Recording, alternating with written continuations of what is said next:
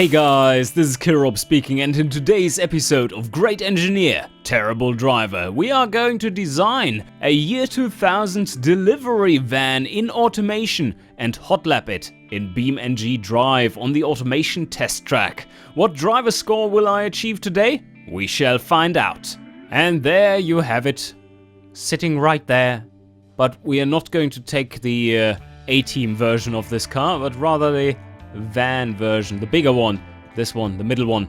And now for the setup. What are we going for here? Probably treated steel, if that is possible, although I doubt it would be. So let's have it be standard steel to make it extra cheap. And well, we assume we don't have the treated steel facilities, because you need huge baths in order to make that work, and a series of them. So yeah, for large van bodies, probably a little too expensive. Yeah. So chassis type, definitely ladder, because this is a purebred utility vehicle, which is for delivering things. So what do we want to have in here? Probably go super cheap, yeah, galvanized steel. Front longitudinal, because we want to have rear wheel drive. That is where most of the weight will be for this vehicle, and rear wheel drive then is the cheapest or the best option that comes for a pretty cheap price. So what do we want in front? Leaf. In rear, leaf, because they have the maximum potential load capacity. So this one is an interesting one. Engine. It could be a turbocharged inline 4 if it can be done large enough. I think I'm aiming for something cheap, something like 2.5 liters if possible. Let's see if we can make that work. Maybe even go a little larger than that. We don't have to rev it high, but yeah, inline 4. So yeah, dirt cheap. And pretty good economy on just cruise. We don't need much boost, but like for the Eco city car we just built in the recent episode, this one will also benefit from having just a slight amount of boost while cruising.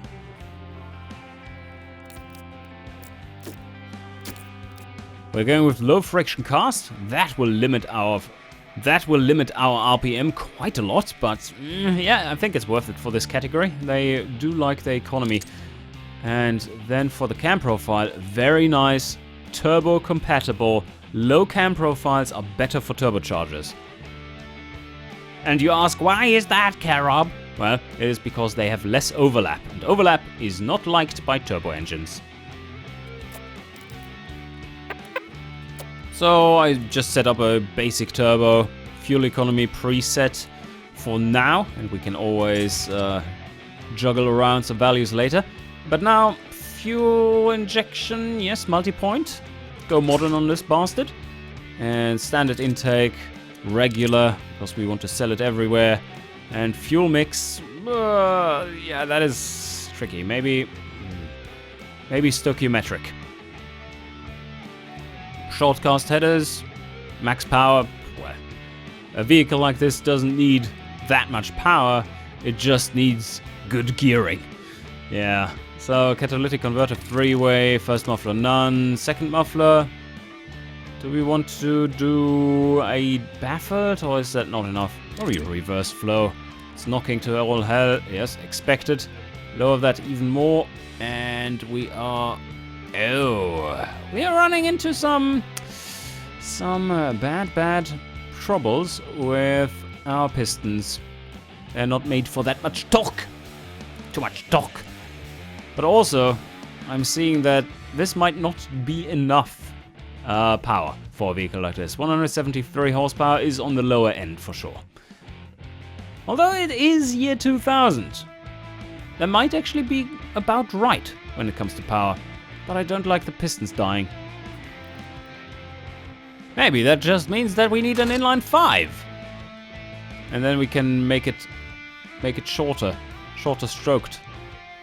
Also, that doesn't rattle itself to death anymore, I guess. It's just compare directly. So yeah, the inline 4 was close to the 30. That's not good. So 3.4 liters, inline 5. Yeah, that's a weird choice, but I mean, why not? The torque curve looks beautiful though. It is on boost right where you're cruising, like it's slightly on boost here. Yeah, that will be good stuff. So for the tuning, can we get it even lower? What is our efficiency? Pretty high, almost 30%. It looks like we have reached a pretty good compromise here with these settings. The intercooler might be slightly large still, but we do need it to grab that power. This is the smallest we really can afford to go. How about the... Oh, we can rev it slightly higher. Well, that's good. And that really should be it. Yeah, the inline 5 was the better option. So you might wonder, why are you not going with a V8 or a V6, for instance? Well, that would mean that you need 2 turbos. You could also argue that you can go with a much larger, naturally aspirated engine, and you would be absolutely right with that. A big V6 would work in a car like this. A mid-sized V8 would work. But that has a lot of pistons, or rather cylinders, and that is all stuff you need to pay for. And I think these vehicles with less cylinders would be more competitive, lower priced.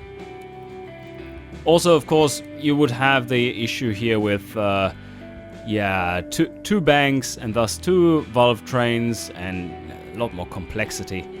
Takes longer to engineer, takes longer to produce. So yeah, inline configuration has its advantages in that sense. Oh yeah, someone was pointing out in one of the last videos, like, oh no, your turbine is dying! What? Please, read. What does it state there? Yeah, exactly. It's the flow. It's only airflow.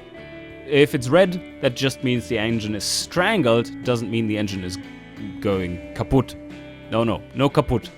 Kaput is bad, but kaput only shows on this side. This is only strangled. And now, because you all want to hear it, this beautiful, beautiful engine, a tiny turbo. Well, we don't need more than that. It's just like, yeah, are you on a boost that allows you to compensate for pumping losses? Yes? Okay, that's enough.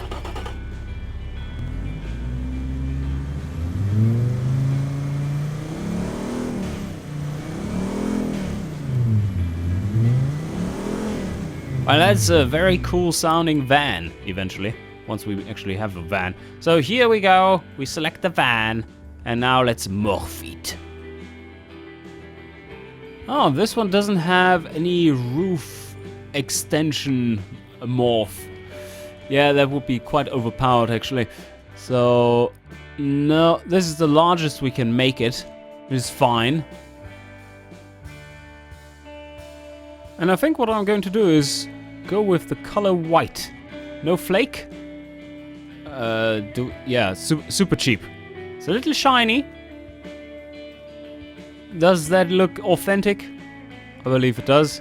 It always gets so dirty.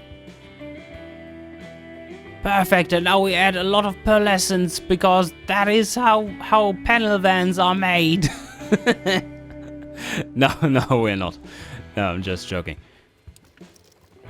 Now we have the Van White, and that is the perfect color for this vehicle. And so fixtures, yes, once we're done. Technicalities, rear wheel drive, we're going cheap. Advanced automatic, because we want to have advanced fuel economy. It could be manual, actually. A manual one might be alright.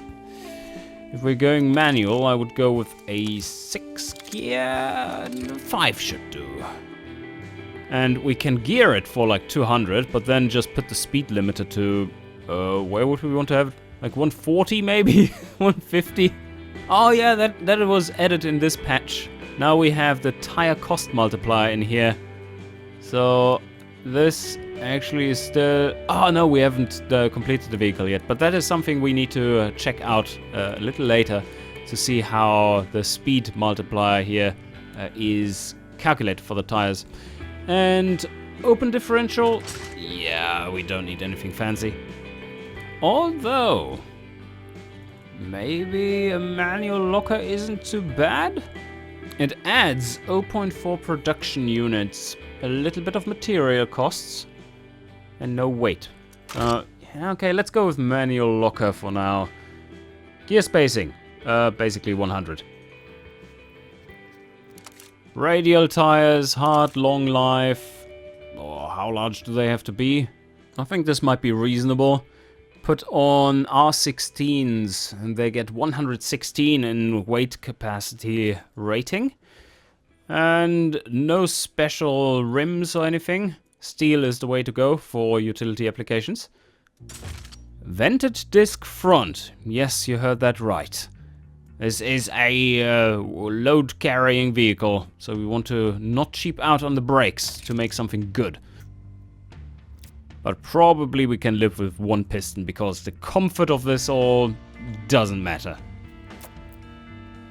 For a utility application, we want to be around 50 for the pad type, so that we don't need too large brakes, but there's still a lot of brake power in there, and they are not too uncomfortable. Optimal for like super drivable cars would be around 30, and a little bit lower for super comfort cars. But yeah, 45 is fine for a delivery vehicle. Under tray, probably none. Cooling, yes, interesting. Cooling. We do have our new tooltip here. It's not fully implemented, I believe. So that now shows you at least that there is an effect if you up this beyond 50. Yes, you gain reliability if you do so. And that is important for a vehicle like this, obviously, because it's driving a lot. And we're not going at high speeds. So maybe settle with an 85 here? 2 seats. Yeah, basic and basic cassette. Power steering. Electric, yeah. Very terrible for driving, but cheap and efficient. Doesn't use much, it doesn't leach much power either. That's the main advantage versus the hydraulic stuff. Traction aids, how about just ABS?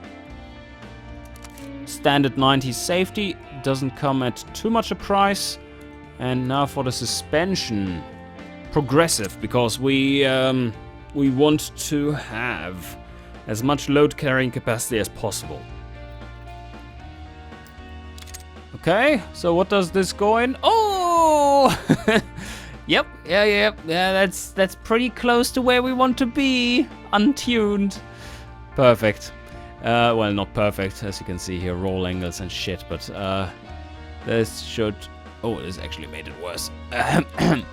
Yeah, let's tune it for normal. And it should be back. Yes. Yes. It's so high that it really didn't matter for the load capacity. The rear load capacity 1,200. Is that enough? Yeah, it looks like basic cassette is exactly what they want. And standard interior, probably not. No, it's way too expensive. We had 74% affordability. That's good. And let's see, can we do anything here? Oh yes. So, tire cost multiplier currently at minus 6.2%. That's good. And if we up it by 1. Oh, okay. This wasn't. Oh, what is this actually working? Oh no, it's going in the wrong direction. The cost multiplier is going in the wrong direction. Yeah. So this is currently not the multiplier, but the bonus you get. So we do indeed want to be somewhere here. But that wheel spin, yo, that is not good. The engine is not really too powerful or anything, but yeah, I mean, no traction control. Let's see if that helps a lot. It ups the engineering time by 2 months right now, which is laughable. That would take a lot longer. But let's see how much that reduces it. And with it, yeah, we skyrocket in stats, because drivability is quite important for a vehicle like this. At 12% basically. Electronic stability control could help this vehicle, because if you're trying to dodge things on the road, then you don't want to roll over. So yeah, let's go with this one. I mean, we're cheaping out on so many other things. We can afford that. Let's check the markets real quick. Oh yes, this is exactly what we wanted. That would find a lot of buyers. Ah, a little bit of tweaking. Oh, perfect. Without adjusting the suspension, I just lower tire size.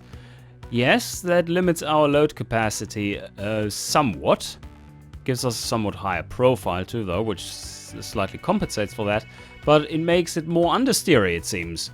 Which is just what we wanted. It was a little on the sporty side there, this van. And now, it is spot on for drivability. And has a rating of 201.8. Oh shit, we really nailed this. On the first go. I haven't tuned anything here yet. This is looking good. At 50, maybe we score even better? Oh yes, quite a bit better. 55. Getting rid of more and more of the brake fade. The utility brake fade, very important. We can up the size more.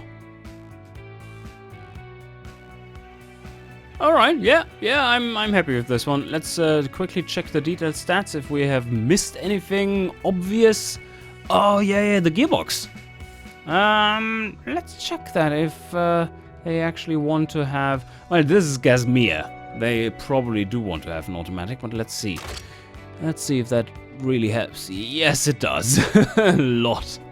It does help a lot. And it only costs us 0.4 liters per 100k. That's probably the right choice for Gasmir. And this is a vehicle for Gasmir because it has so much load capacity. Farina is more keen on the light delivery segment. And while we are scoring really well in that too, because probably there's nothing else on the market, there would be better builds for that. And I don't want to build for this category specifically, but was aiming for building a delivery vehicle. Not necessarily heavy delivery, but yeah, delivery. And that is successful. And looky, we actually don't need the manual locker differential. That's good. I'm pleased to see that because it should not matter. I think I've maxed this one out to a reasonable degree. And that would mean that we now have to get into actually designing it. But first, let's have a go at the test track to see what we are looking at when it comes to performance. Oh yeah, the engine is pretty awesome for a vehicle like that. And 10.5 seconds from 0 to 100. This is a sprinter van. Oh, okay, it's limited. It reached that speed so easily. Oh, wow. But, oh, it had to lift. Had to briefly lift off for the slingshot even. Oh my. That would be fun. And accelerating towards the line. And it's a 303.28. And now, for the visuals. Give me a moment.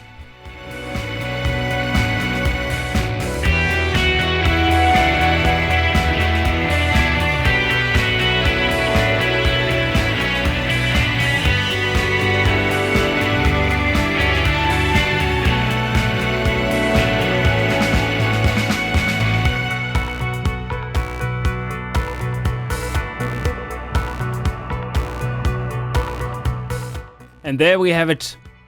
It is the mule. The big M tells you everything you need to know. It has a lot of cargo capacity. It's not the best looking car ever, but what did you expect? It is a panel van after all. There's not much to design here, although I shouldn't say that too loud because There are a few people out there who would design the shit out of this. So yes, this is the cargo sprint, the Mule cargo sprint with the R5 3.4 20V, and it's built like a tank, as the T34E variant of that engine does witness. So yeah, that is my design. I think it's decent enough. Decent enough for a cargo vehicle. Some door openers at the right spots. Offset number plate. I don't think I forgot anything. So yes. Fuel. Oh yeah. Look at this. It even has a little lock on the fuel hatch. And in the front, there's not really anything going on. Nothing fancy. Dual grille layout. The headlights trying to look modern. Modern for year 2000. So the only thing that remains is to export this beast.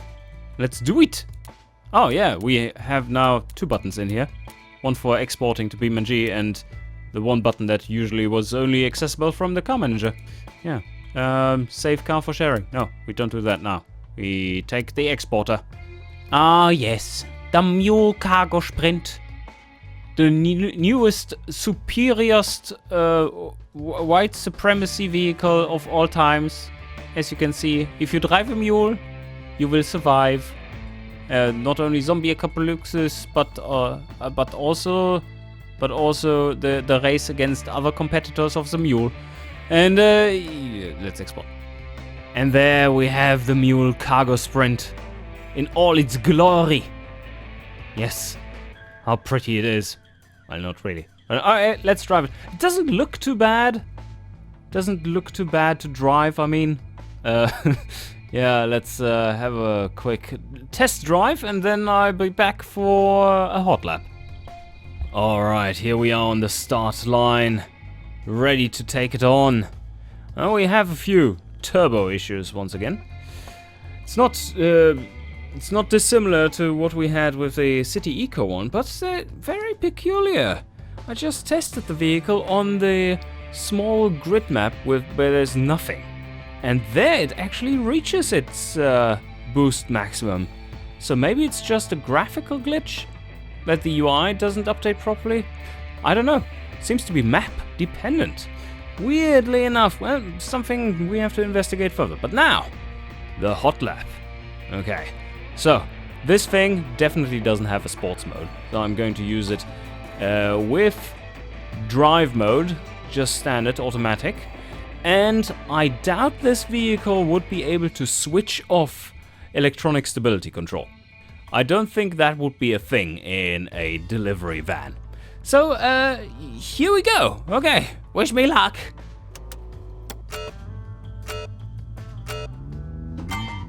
And we're off. Full throttle towards Evertsen S's with preheated brakes because semi-race pads. 60 kilometers now through here. Whoa, whoa, this is tail happy. A little tail happy for a van. Come on, full throttle. Not full throttle here, maybe. Oh yeah, it wants to go around.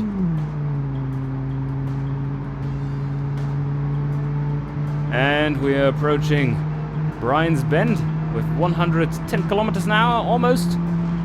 Good timing there on the turn-in, and brake carefully, and now strongly.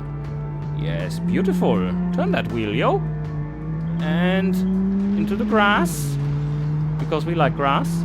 We are a mule, and now Castle's carousel.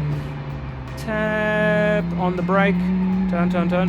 Turn, turn, turn. You big beast. And out on the straight. There we go. Yes, full power ahead. Daffy flyer down to the slingshot.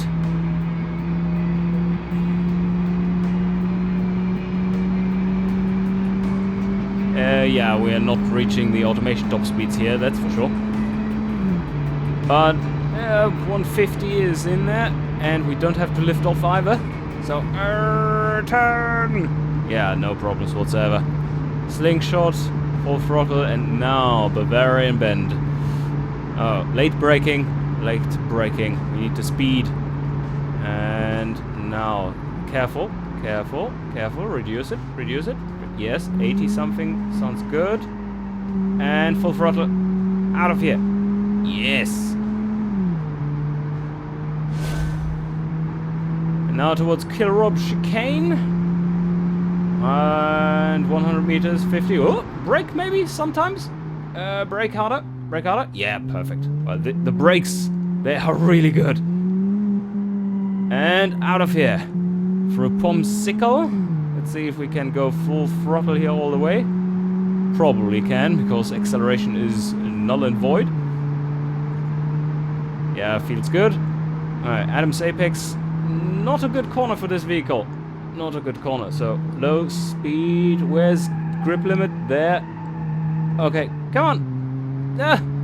This was all full throttle. Just doesn't want to accelerate. Oh, we don't have much time left to beat that time. Okay. This one, tap on the brakes, turn in. Turning in is the problem here. And back on the throttle. Lamb's Hope coming up. And let's slow down, don't lose too much speed. Yes, and oh, come on. It just doesn't want to accelerate out of corners. Oh no. Come on, accelerate. And a 3:08.14. The Mule Cargo Sprint, you sexy beast. Yes, in automation, we had a track time of 3 minutes, 3 seconds, and 28. In BeamNG on the automation test track, I managed a 3 minutes, 8 seconds, and 14. And that leaves us with a driver score of 97.4. Slightly disappointing, I have to say. But, well, it is up to you to beat that time, of course. I need to give you a little room, you know. As always, you find the download for this car, the .car file, down in the description below this video. And I hope you enjoyed, and see you guys next time.